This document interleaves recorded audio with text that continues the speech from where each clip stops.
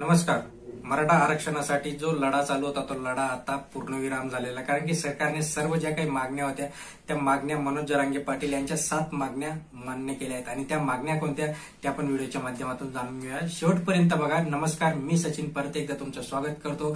चॅनलवर नवीन असाल तर सबस्क्राईब करून ठेवा, जास्तीत जास्त लाईक करत जा, शेअर करत. मराठा आंदोलक मनोज जरांगे पाटलांनी हाती घेतलेल्या मराठा आरक्षणाच्या लढ्याचं अखेर यश मिळालंय. मध्यरात्री सरकारच्या शिष्टमंडळातील दीपक केसरकर आणि मंगल प्रभात लोढा यांनी मनोज जरांगेंच्या सर्व मागण्या मान्य केल्याची राजपत्र त्यांच्या हाती सुपूर्द केलंय.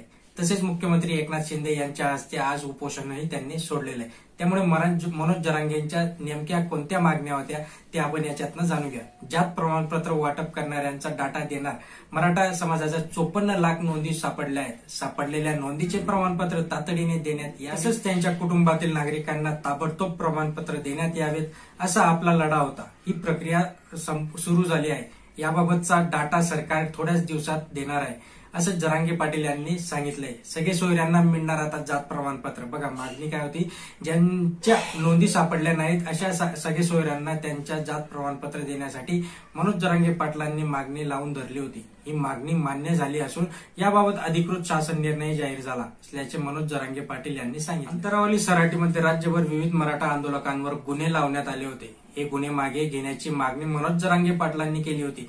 ही मागणी मान्य झाली असून गुन्हे मागे घेण्याची प्रक्रिया सुरू झाल्याची माहिती त्यांनी दिली आहे. वंशावळी जोडण्याकरता शासन निर्णय. वंशावळी जोडण्याकरता तालुका स्तरावर समिती स्थापन केली आहे. मराठवाड्यात कमी नोंदी सापडल्या आहेत.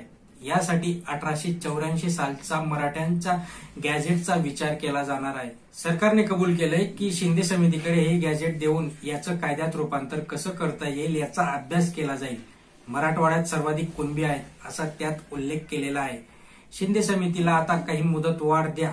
बघा, शिंदे समितीला मुदतवाढ देण्यासाठी मराठवाड्यातील नोंदी शोधण्याकरता शिंदे समितीला मुदतवाढ देण्याची गरज आहे, अशी मागणी मनोज जरांगे पाटील यांनी केली होती आणि ती मागणी त्यांनी मान्य केली. ही मागणी मान्य झाली असून शिंदे समितीला मुदतवाढ देण्यात आलेली आहे.